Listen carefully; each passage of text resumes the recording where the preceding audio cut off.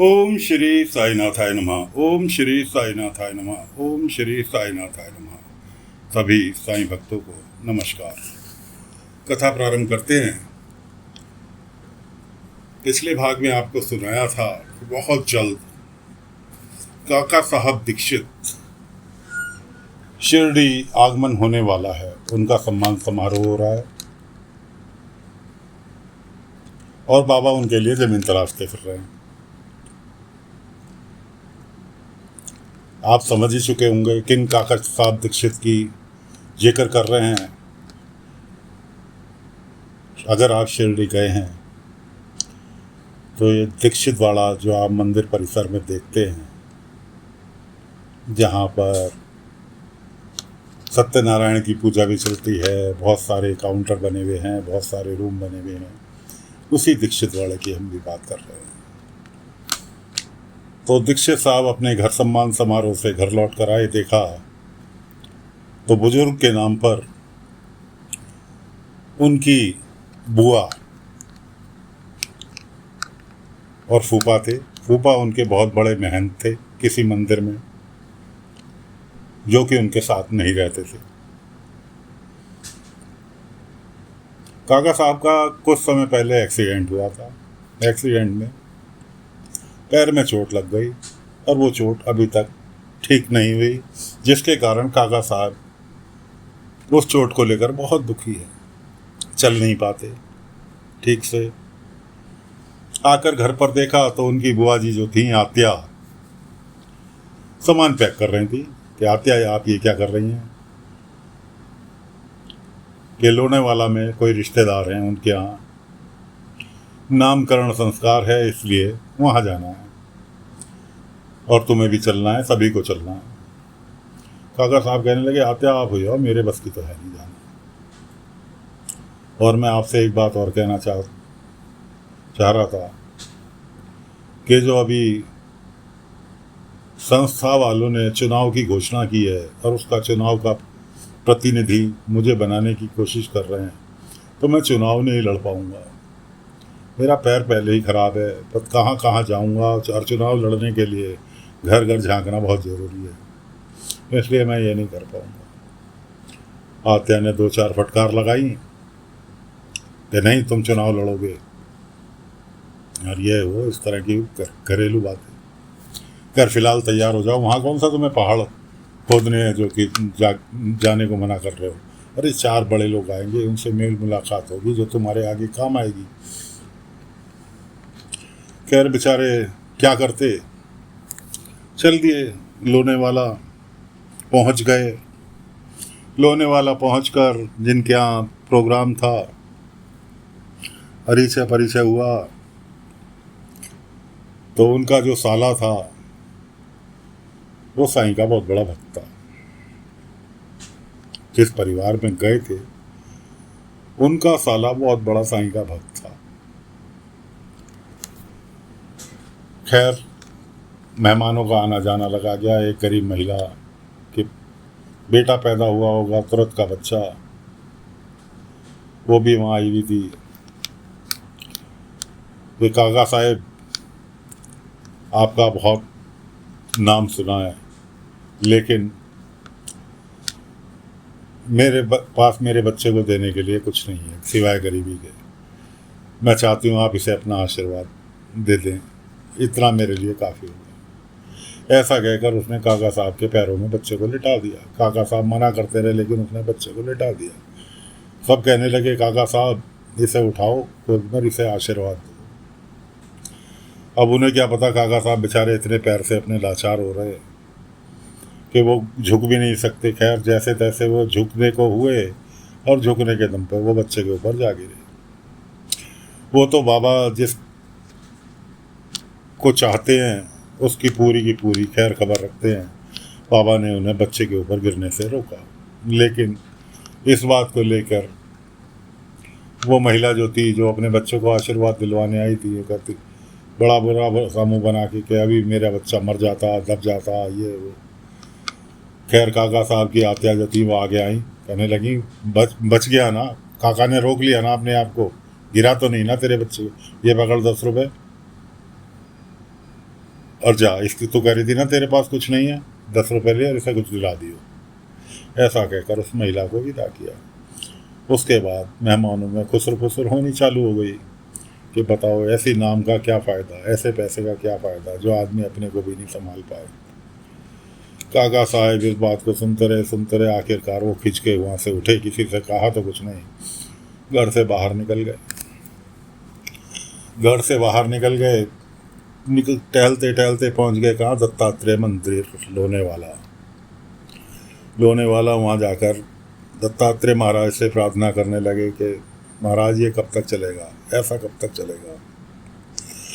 उधर से नाना साहब चांदोलकर को बाबा ने पूना गए थे। बाबा ने कहा था तुम्हारा पूना जाना ज़रूरी है, तो वो ज़रूरी काम रास्ते में मिला।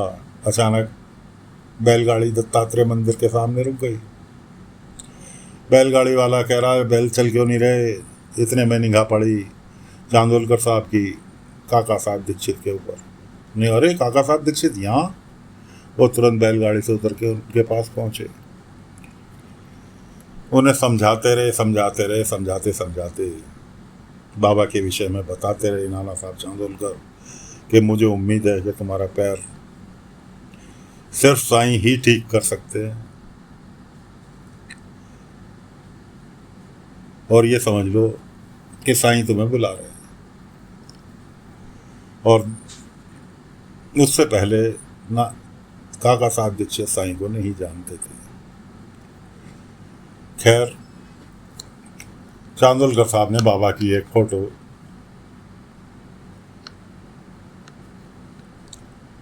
काका साहब दीक्षित के हाथ में थमा दी कि ये है मेरे साईं, मेरे गुरु, मेरे सब कुछ।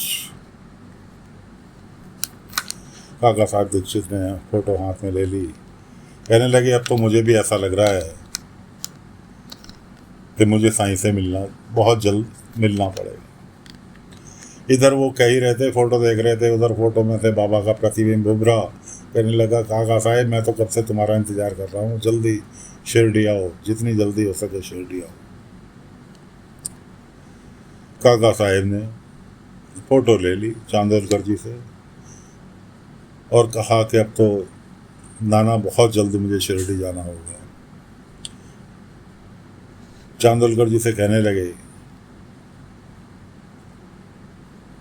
कि चांदोलकर साहब क्या ये मेरा भ्रम है या जो मैंने देखा फ़ोटो में वो सत्य है। चांदोलकर जी कहने लगे अगर मन में श्रद्धा हो तो कोई भ्रम नहीं होता, हर चीज़ सत्य है।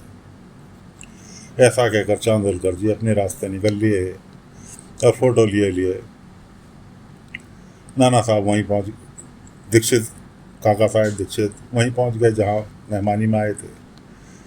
सारा प्रोग्राम निपट चुका था, सब मेहमान जा चुके थे, अब उनकी आत्या आई। इतनी देर कहाँ था। काका साहब कहने लगे अरे आत्या अब मेरा सारी चिंताएं दूर हो गई, मुझे ऐसा शख्स मिल गया कि जो कि अब मेरी सारी परेशानी दूर कर देगा, फिर से हम खुशी रहेंगे। उससे पहले वो व्यक्ति जो साईं भक्त था उस परिवार में, उनका जिनके यहाँ गए थे उनका साला, वो आत्या को साईं बाबा की फ़ोटो दिखा चुका था। साईं बाबा की फ़ोटो देख के उनकी आत्या जो थी भड़क उठी कि मैं फ़कीर के पास जा रही हूँ, भला मेरा आदमी इतना बड़ा मेहनत है, मैं अपनी किरकिरी कराऊंगी फ़कीर के पास जाके। वो आत्या कहने लगी भला बताओ तो सही कौन है, कौन मिल गया। ने कहा मेरे साईं। फ़ोटो करी आत्या के सामने, आत्या तो भड़क उठी। खैर जैसे तैसे आत्या को समझाया। आत्या ने शर्त रख दी कि ठीक है साईं के मिलने के लिए जाओगे, ज़रूर जाना, लेकिन जब तक साईं का खुद बुलावा नहीं आ जाता तब तक तुम नहीं जाओगे। क्या मतलब कि बुलावा? अरे आत्या वो मुझे नहीं जानते, वो कैसे बुलावा भेजेंगे। कि शर्त यही है कि अगर वो इतने बड़े महापुरुष हैं तो तुम्हारे मन की बात अवश्य पढ़ लेंगे और तुम्हें बुलावा अवश्य भेजेंगे। खैर बेचारे काका साहब क्या कहते, आत्या को सब कुछ मानते थे क्योंकि बुआ फूफा ही उनके सब कुछ पालनहार थे, बुजुर्गों के नाम पर बुआ के पास ही रहते थे। पत्नी की भला क्या मजाल, काका साहब की पत्नी थी अन्नपूर्णा, उनकी क्या मजाल जो आत्या के सामने बोल जाए, और आत्या उन्हें बोलने भी नहीं देती थी, इतनी कड़क महिला थी। खैर घर आ गए। घर आकर नहाए धोए, नहाने धोने के बाद काका साहब ने अपनी पत्नी से कहा कि अन्नपूर्णा तुम एक काम करो, मेरा सामान पैक कर दो, मुझे अहमदनगर जाना है काम से। अन्नपूर्णा कहने लगी कि तुम ये जो फ़ोटो लाए हो साईं बाबा की, इसे मुझे दे दो, मैं बच्चों की अलमारी में छुपा दूंगी, वरना आत्या इसे देखेंगी और बार बार वो उड़ती रहेंगी। मैं कहा सही कह रही हो, फिलहाल तुम मेरा सामान पैक कर दो। इतने में पीछे से आत्या आई, अहमदनगर जा रहा है या शिरडी जा रहा है? बहाना भर के। शिरडी के, अहमदनगर के नज़दीक ही तो है शिरडी, कि पता लगा कि वहाँ से चुपचाप शिरडी हुई जाऊँगा। तुझे मैंने तुझे कहा है कि जब तक साईं का बुलावा नहीं आएगा तब तक शिरडी नहीं जाएगा। ऐसा आत्या ने उनके ऊपर प्रेशर डाल दिया। वो कहने लगे, काका साहब कहने लगे, आत्या मैंने आज तक आपसे कभी झूठ बोला है? जो आज बोलूँगा, आगे मैं कुछ नहीं कहता। आत्या को भी समझ में आया कि हाँ भाई, काका उनसे झूठ नहीं बोलता। खैर काका साहब की अहमदनगर प्रस्थान करने की तैयारी होनी चालू हो गई। इधर बाबा ज़मीन ढूंढ रहे थे। कुलकर्णी सरकार सरकारी परमिशन ले आए कि जी बिना कुलकर्णी सरकार की परमिशन के बिना कोई ज़मीन की खरीद फरोख्त नहीं होगी शिरडी में। ढिंडोरा पिटवा दिया अपने आदमियों से कि जी जब तक कोई भी ज़मीन की खरीद फरोख्त करने से पहले कुलकर्णी सरकार की परमिशन लेना ज़रूरी है। अगर इस बिना परमिशन के कोई ज़मीन बेचता पाया गया तो उसे उग्रवादी समझा जाएगा, सरकार की प्रति वफादार नहीं समझा जाएगा। इसलिए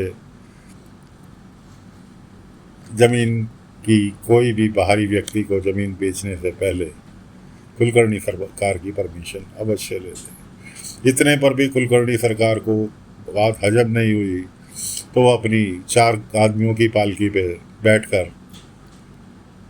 पहुंच गए बाबा के पास। क्यों फकीर, काय के लिए चाहिए तुझे ज़मीन? बाबा ने कहा मुझे ज़मीन कहाँ चाहिए, मुझे तो राम जी की सेवा के लिए ज़मीन चाहिए,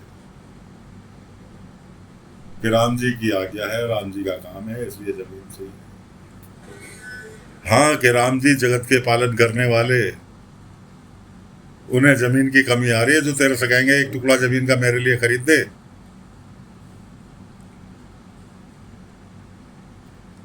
कि मूर्ख मत बना, सही सही बता कि ज़मीन काहे के लिए चाहिए। बाबा चुप मुस्कुराते रहे। हार के कुलकर्णी सरकार को अपने 4 कंधों की पालकी पे वापस लौटना पड़ा। इधर तैयारी चल रही थी। काका साहब दीक्षित की बेटी कुछ अपना स्कूल का सामान निकाल रही थी अपने अलमारी से। ऊपर 2 लोहे के बक्से रखे थे। लोहे के बक्से रखे थे, अलमारी हिलाने डुलाने के चक्कर में बक्सा उसके सिर पर गिरने को हुआ। बाबा बच्चों के साथ बैठे हुए थे, कहानी सुना रहे थे। बाबा ने उसे बक्से को बीच राह में ही रोक दिया, हवा में झुला दिया। बच्ची चिल्लाई तो बेशक, लेकिन बक्सा उसके सिर पर नहीं गिरने पाया। और जिसने भी देखा वो हतप्रभ रह गया कि अब बक्सा हवा में झूल कैसे रहा है, कि कोई टिकासन नहीं, कुछ नहीं, बक्सा हवा में टिका हुआ कैसा है, ये कैसा चमत्कार है। तो साथियों, फिलहाल कथा को यहीं पर विराम देते हैं। अगले अंक में आगे की कथा लेकर फिर हाजिर होंगे। तब तक के लिए आज्ञा दीजिए। ओम साई राम, ओम साई राम, ओम।